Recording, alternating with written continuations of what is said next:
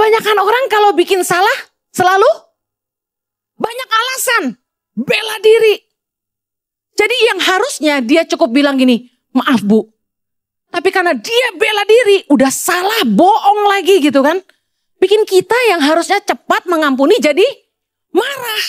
Iman itu ditunjukkan oleh perbuatan kita. Kita percaya Allah ada dan kita sungguh-sungguh mengasihi dia.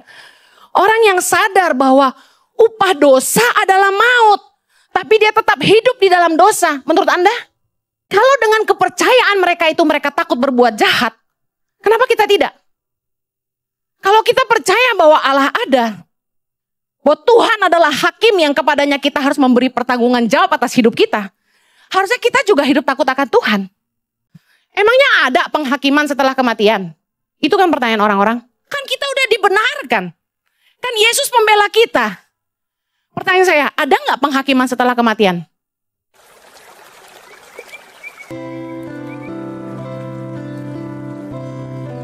Kiranya Tuhan boleh berkenan menerima pujian dan penyembahan kami.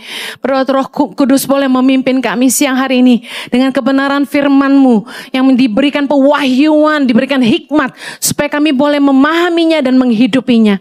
Tolong hamba-Mu Tuhan, karena sungguh tanpa Engkau hamba tidak mampu menyerahkan setiap menit-menit ke depan ke dalam pimpinan Roh Kudus sepenuhnya. Hanya di dalam nama Yesus. Kami yang siap diberkati Tuhan, sama-sama kita katakan Amen. Silakan duduk kembali, puji nama Tuhan. Hari ini saya akan menyampaikan firman Tuhan tentang kefasikan. Ibrani 11 ayat yang ke-6.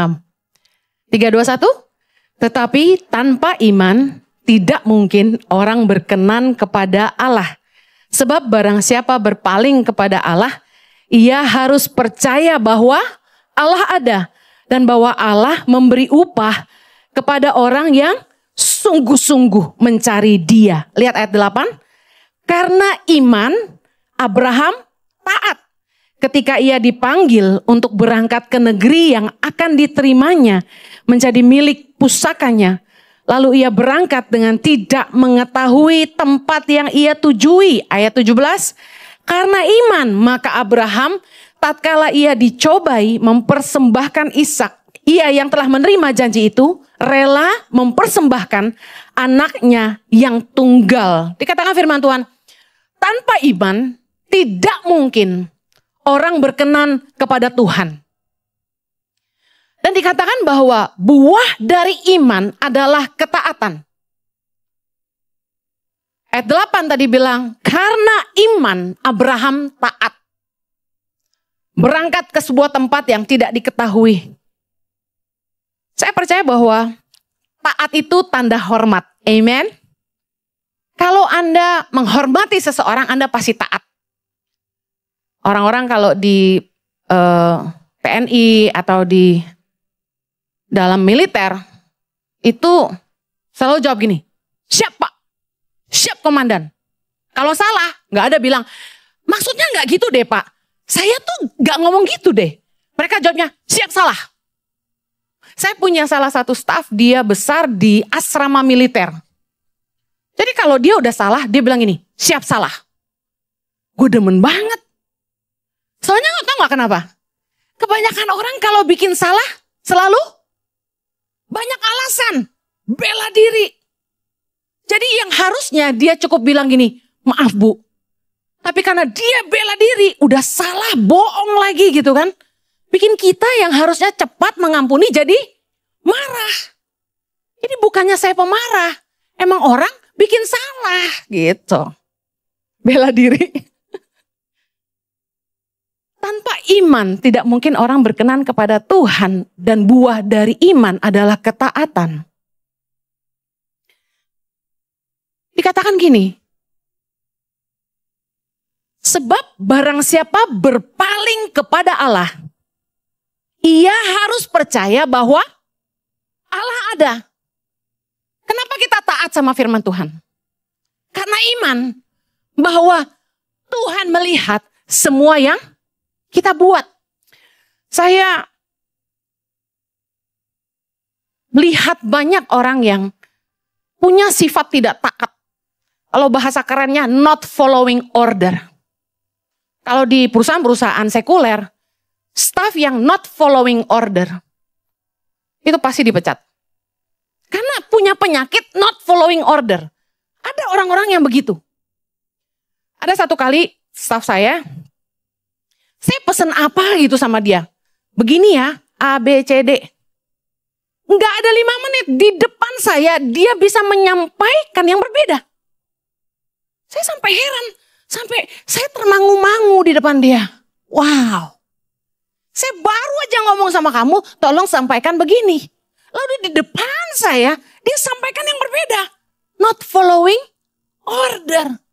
Di Yayasan Tangan Pengharapan dan di Impact Community Indonesia, tidak hanya di antara anak-anak asrama, tapi di antara staff, di antara pengerja, di antara leader, bahkan jemaat yang lalu ibadah jam 10 waktu saya khotbah, saya bilang begini, saya bikin aturan bahwa di Tangan Pengharapan dan di ICI tidak boleh berhutang sesama teman, sesama pengerja, bahkan sama jemaat. Gak boleh ngutang. Kalau ada yang punya masalah keuangan, harus datang sama kami, gembalanya.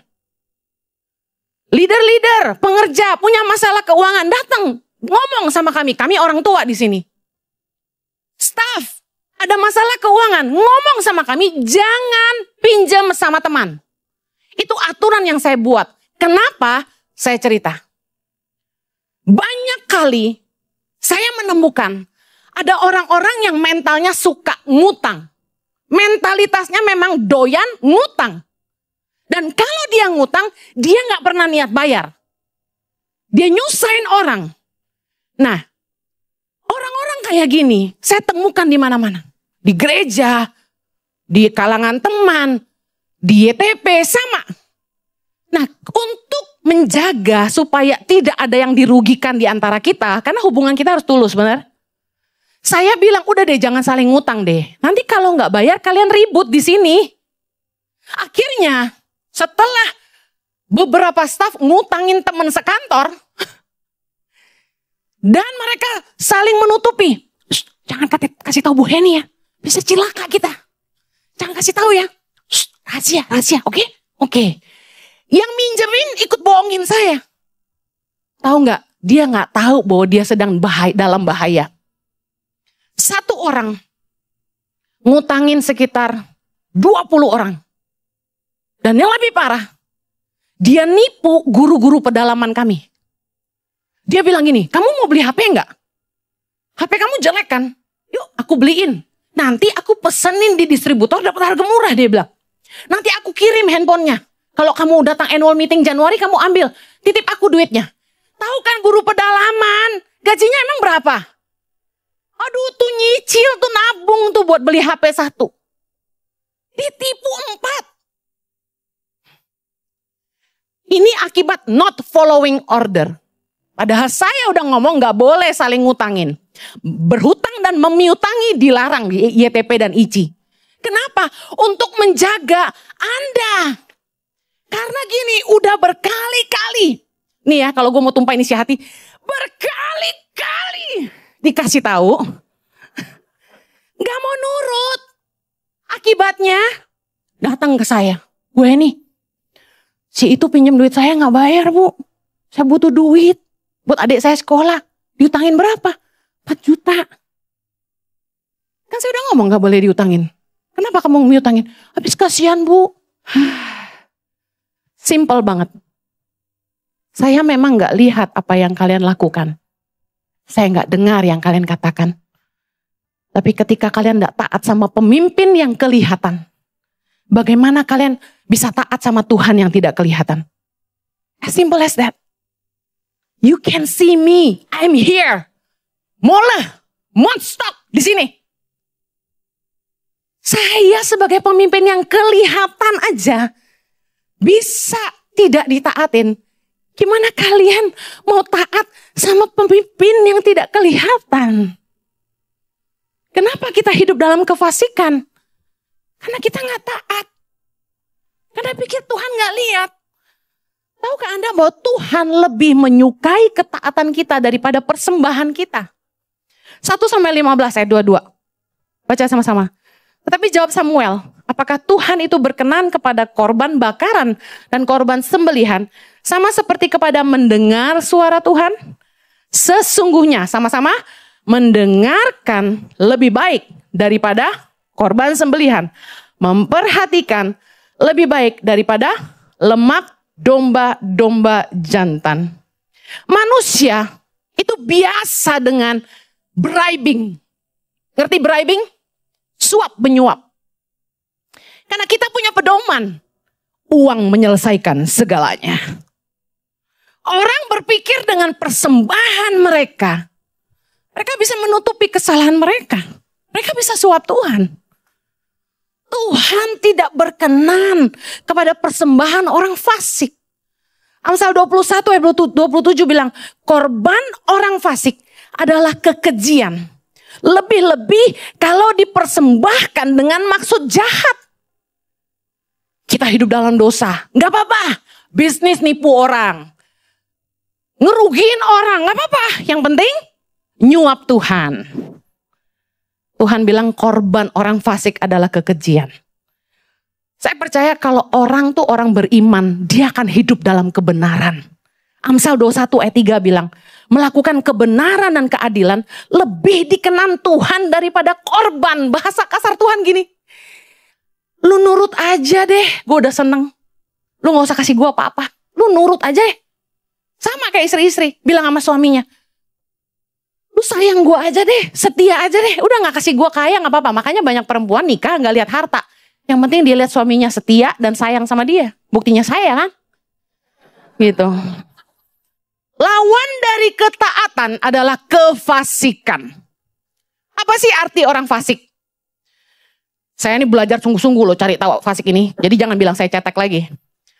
Orang fasik yang pertama, orang-orang yang mengerti kebenaran tapi tidak melakukan. Tidak taat sama firman. Ngerti gak firman Tuhan? Ngerti. Hafal. Dengar khotbah berulang-ulang. Tapi tidak taat firman. Itu fasik. Yang kedua, orang fasik pengertiannya orang-orang yang tidak takut Tuhan. Kenapa? Mereka kelihatan beriman, tapi sesungguhnya mereka tidak mengakui Tuhan. Seperti tadi saya bilang. Seolah-olah mereka beribadah, tapi tetap hidup dalam dosa.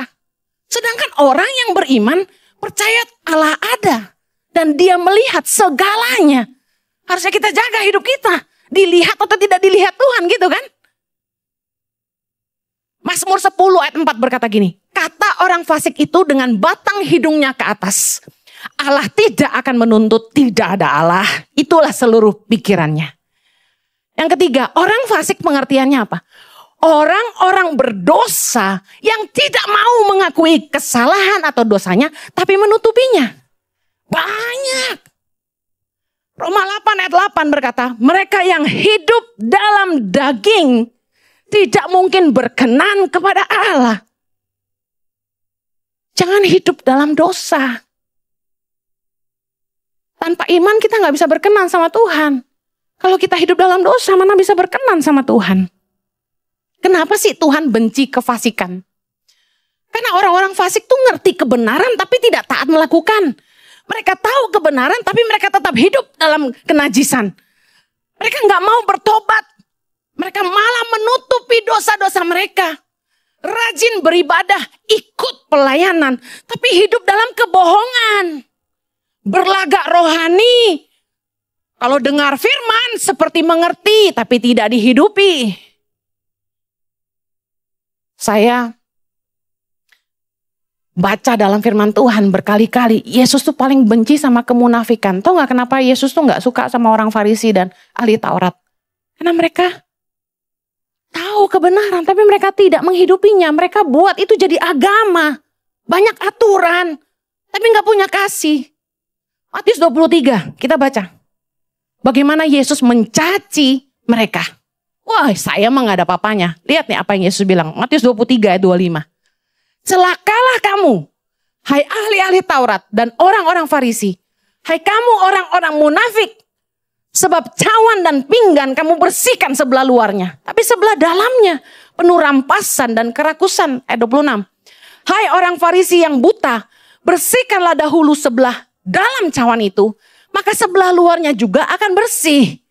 Celakalah kamu, hai ahli-ahli Taurat dan orang-orang Farisi, hai kamu orang-orang munafik, sebab kamu sama seperti kuburan yang dilabur putih, yang sebelah luarnya memang bersih tampaknya, tapi sebelah dalamnya penuh tulang belulang dan pelbagai jenis kotoran.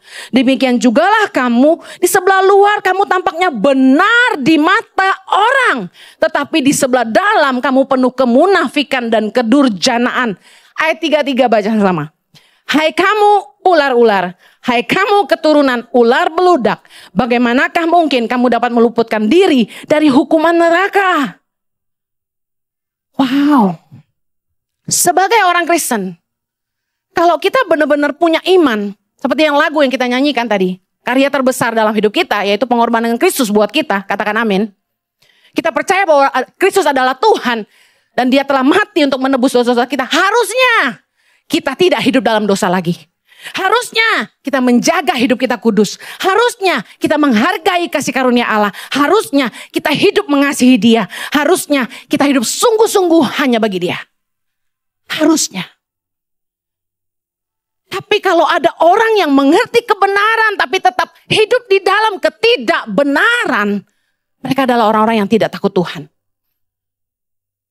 Yakobus 2 ayat 17 bilang gini, iman itu kalau tidak disertai dengan perbuatan pada hakikatnya adalah mati. Kalau kita bilang kita orang beriman tapi nggak nyata dalam perbuatan, kita bukan orang beriman.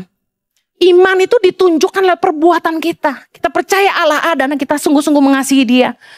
Orang yang sadar bahwa upah dosa adalah maut, tapi dia tetap hidup di dalam dosa. Menurut Anda?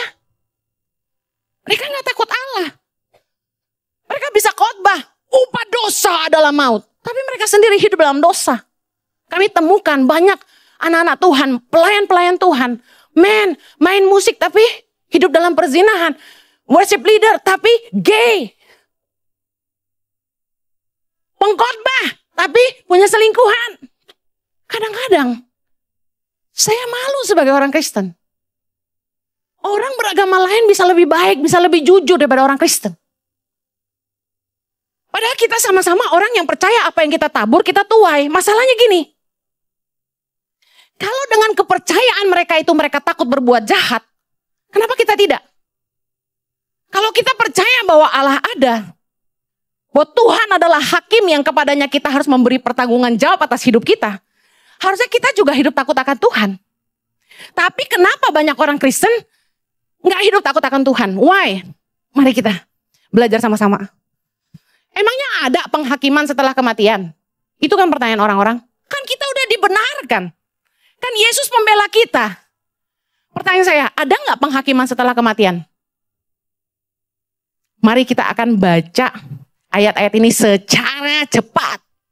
Matius 23:33. Tadi Yesus bilang, bagaimanakah mungkin kamu dapat meluputkan diri dari hukuman neraka? Berarti neraka ada nggak? Ada pendeta yang bilang gini sama saya, kami lagi mempelajari, kayaknya neraka nggak ada deh. Maut itu kayaknya nggak ada, dia bilang. Maut itu seperti ini, vanish. Jadi hilang gitu, disappear. Kayak ditembak, piu, langsung hilang gitu kita. Dia bilang, itu yang lagi mereka pelajari. Saya kaget, ini hamba-hamba Tuhan loh.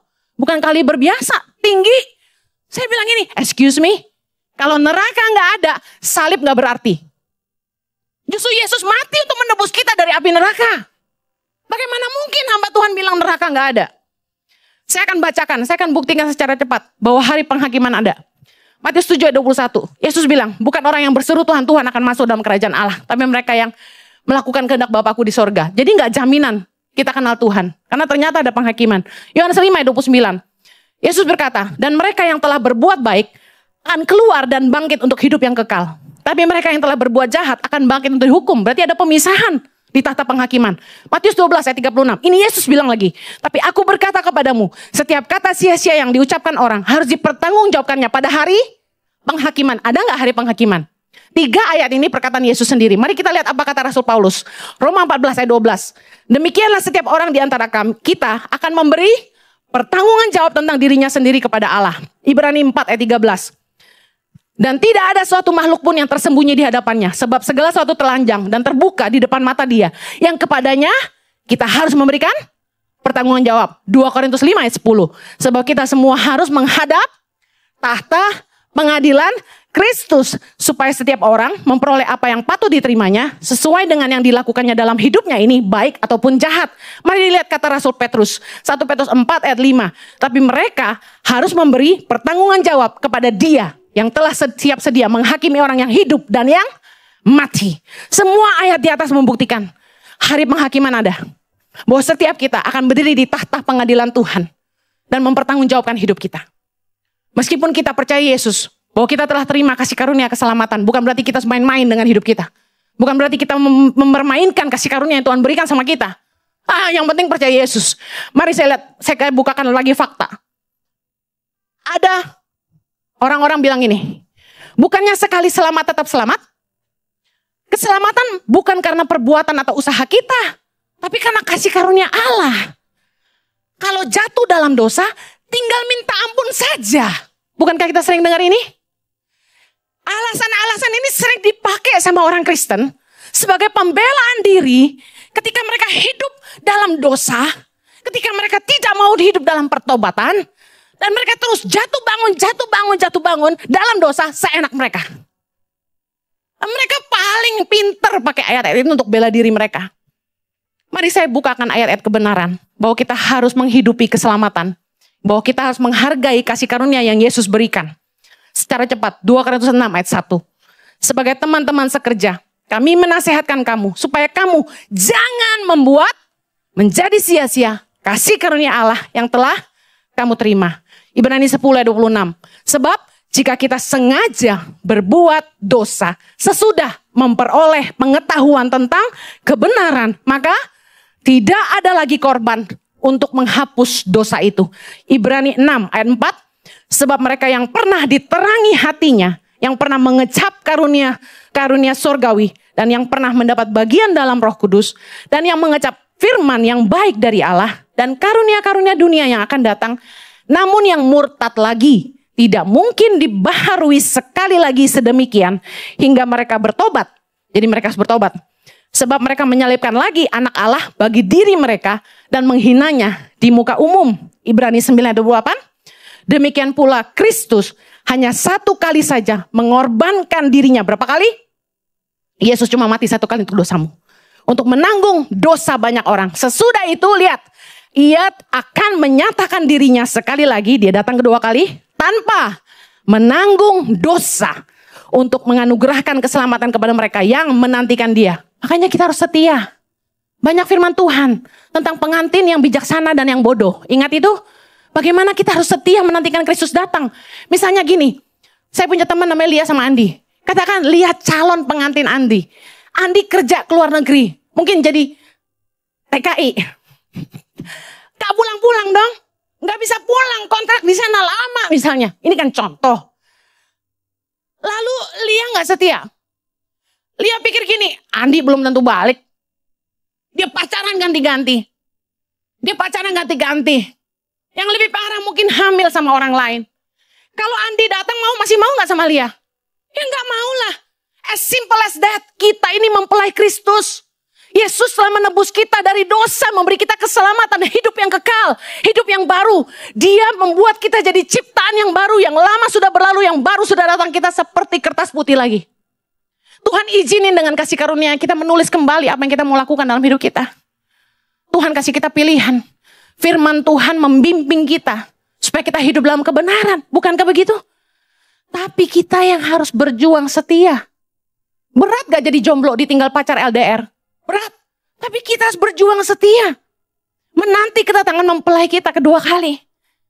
Kalau kita gak jaga hidup kita, apa mempelai kita masih mau sama kita? Come on. Ada lagi orang yang bilang gini. Masa orang benar gak bisa jatuh dalam dosa? Dengar. Orang benar bisa jatuh tapi tidak tinggal dalam kejatuhan. Anda main-main dengan dosa, Anda tinggal dalam kejatuhan. Amsal 24 ayat 16 berkata, sebab 7 kali orang benar jatuh, namun ia bangun kembali. Tapi orang fasik akan roboh dalam bencana. Dengar, Anda jatuh itu beda dengan pilihan untuk hidup dalam dosa.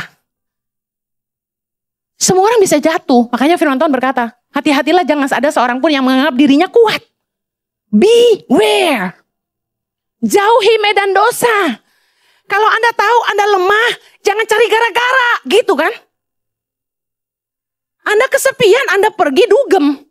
That's the wrong place to go. Raja Daud dikatakan seorang yang berkenan di hati Tuhan. Kenapa? Mari kita belajar. Kisah 113 ayat 22. Setelah Saul disingkirkan, Allah mengangkat Daud menjadi raja mereka.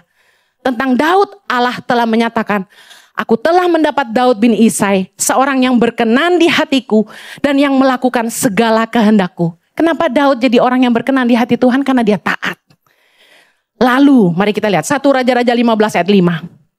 Karena Daud telah melakukan apa yang benar di mata Tuhan dan tidak menyimpang dari segala yang diperintahkannya kepadanya seumur hidupnya. Wow, the man who follow order. Kecuali dalam perkara Uria, orang Het itu. Ketika dia lengah, dia jatuh dalam dosa. Dia mengambil dan meniduri istri Uria, Batsheba. Dan dia akhirnya harus bayar harga mahal. Tapi Daud bukanlah orang yang doyan hidup dalam dosa. Dia bangkit. Dia minta ampun. Kalau kita baca firman Tuhan, betapa dia bertobat sungguh-sungguh. Dan Tuhan memulihkan. Sehingga anaknya dari Batsheba, Raja Salomo yang menggantikan dia. Tuhan bukanlah Tuhan yang tidak pemurah. Tuhan ampuni kita. Tapi kita harus belajar menghargai kasih karunia. Mari bertobatlah dari kefasikanmu. Jangan hidup jadi orang fasik. Tinggalkan kehidupan dosa. Yesaya 55 ayat 7 berkata, baiklah orang fasik meninggalkan jalannya. Dan orang jahat meninggalkan rancangannya. Baiklah ia kembali kepada Tuhan. Maka dia akan mengasihaninya. Dan kepada Allah kita. Sebab ia memberi pengampunan dengan limpahnya. Amin. Masih ada gak pengampunan buat orang fasik? Masih ada. Tapi apa yang harus kita lakukan? Keluar dari hidup dosa. Kembali kepada Allah. Katakan sama-sama, aku harus keluar dari hidup dosa. Aku harus kembali kepada Allah. Saya akhiri. Saya sedih banget. Dalam beberapa konseling dengan orang-orang Kristen, pengerja-pengerja. Saya mendapati bahwa banyak yang sudah kenal firman Tuhan, sudah tahu firman, rajin ke gereja, dengar saya khotbah, dia hafal khotbah saya, suka re-upload, suka share di story. Tapi hidupnya dalam dosa. Hutang sana sini, main perempuan. Ada lagi. Terikat sama pornografi. Saya bukan dokter yang bisa kasih tahu, masturbasi baik atau enggak, onani bagus atau enggak. Saya nggak lagi bahas itu, tapi banyak yang dengar khotbah saya bahkan jadi pelayan Tuhan. Sama istri hubungan nggak baik. Padahal saya kan sering ngomongan tentang rumah tangga gitu loh. Istri nggak mau melayani suami. Suami nggak diurus, makan nggak diurus. Suami pulang kerja nggak disiapin makanan. Yang saya heran kok ada laki-laki begini. Istrinya nggak ngurusin dia, istrinya nggak respect sama dia. Kalau ngomong ketus. Padahal istrinya nih dengerin khotbah saya. Padahal saya banyak bicara soal seks sama perempuan loh. Nah laki-laki juga baca firman. Jangan jatuh dalam hawa nafsu yang nggak wajar, persetubuhan yang tidak wajar dengan istri mereka, kata firman Tuhan. Kasih istrimu, hargai istrimu. Jangan sampai membuat istrimu merasa kayak budak gitu loh. Diperhamba. Banyak suami-suami yang kasar sama istrinya. Tapi minta dilayani malamnya. Gimana? Tapi istrimu itu butuh dikasihi. Nggak bisa. Kamu kasar dari pagi, ngomong bentak-bentak. Nggak sayang sama dia. Istrimu merasa nggak dicintai. Lalu kamu nggak nafkahi. Lalu kamu minta dilayani, come on. Sama, saya ngomong suami istri adil. Istri juga. Jangan kasar sama suamimu. Suami saya, gak boleh saya angkat nada tinggi satu kali pun. Saya ketus sekali aja, Jojo langsung marah. Makanya saya marahnya di khotbah. Karena kalau saya khotbah kan dia nggak bisa bilang apa-apa. Tapi kalau di rumah dia ngomong, saya jawab, nanti kita pergi. Enggak. Dia langsung, kenapa kamu? Nggak bisa dia digituin. Tapi banyak istri-istri ditanya sama suaminya, udah makan belum? Pikir aja sendiri, loh kenapa jawabnya gitu? Tahu nggak, kalau sampai suamimu nanya, kamu udah makan belum? Kamu harus berterima kasih. Karena suami saya nggak pernah nanya saya begitu. Saya yang nanya dia terus, udah makan belum sayang? Itu artinya perhatian. Anda harus bersyukur sama pasanganmu gitu loh. Saya tahu, problem terbesar dalam hidup kita adalah relationship. Nah selalu ujung-ujungnya tentang uang, tentang seks, respect. Tapi come on, kamu harus menang. Jangan hidup dalam kefasikan. Masa kamu melayani, tapi di rumah tangga kamu babak belur. Saya baru pernah dengar sekali perempuan begging-begging suaminya minta dilayani. Saya sih gak pernah minta. Karena suami saya selalu minta. Tapi kalau sampai istrimu begging untuk kamu layani dia, kamu kenapa? Anda harus bebas dari dosa. Anda harus menang. Jangan sampai kita hidup dalam kefasikan. Rumah tangga gak beres, kita pelayanan, kelihatan hebat. Gitu kan? Di gereja kayaknya serius dengerin Bu Heni khotbah. Benar. Yes, benar itu. Tahu gak kenapa orang begitu? Menghakimi orang lain. Selama saya khotbah, dia menghakimi orang lain. Tuh benar kayak gitu tuh. Makanya saya kesel karena saya bilang gini, kalau dengar khotbah jangan menghakimi orang lain. Koreksi diri sendiri. Firman Tuhan permata dua, buat saya dan buat Anda. Mari, berhenti dari kefasikan. Saya nggak tahu apa yang Anda tutupi. Karena setiap kita punya sisi dark side. Area gelap yang kita nggak mau orang lain tahu. Tapi Tuhan tahu. Bereskan itu. Bereskan di hadapan Tuhan. Saya nggak tahu kalau sesama pengerja ngutang-ngutang sana sini. Kalian nggak taat sama saya sebagai pemimpin. Tapi dengar Tuhan lihat. Yang meminjami sama-sama salah. Karena sudah tahu aturannya. Mari periksa hidup kita siang hari ini. Datang sama Tuhan yuk. Akui kesalahanmu, bertobat dari segala dosamu, tinggalkan itu dan datang sama Tuhan. Mari pejamkan mata. Bereskan yuk sama Tuhan. Masing-masing ambil waktu. Jujur sama Tuhan. Aku masih kalah di sini. Aku masih jatuh bangun di sini. Aku masih hidup dalam kekalahan dan dosa ini. Aku mau bangkit siang hari ini. Aku mau keluar dari hidup dosaku. Dan aku mau kembali ke jalanmu. Yuk bilang sama Tuhan, aku butuh kasih karunia. Bebaskan aku.